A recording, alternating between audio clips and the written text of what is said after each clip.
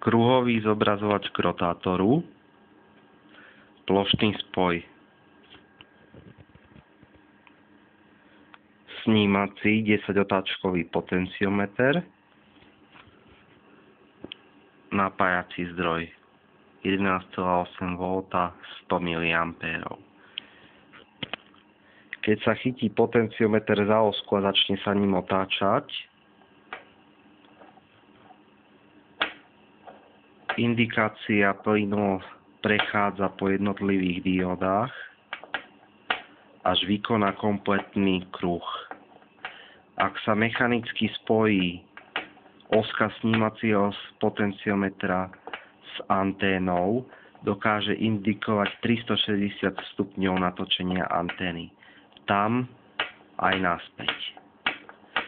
Hlavné body východ, juh, západ a sever sú vyznačené výraznejšími červenými diódami. Viditeľnosť je dobrá aj v noci, diódy svietia pomerne intenzívne.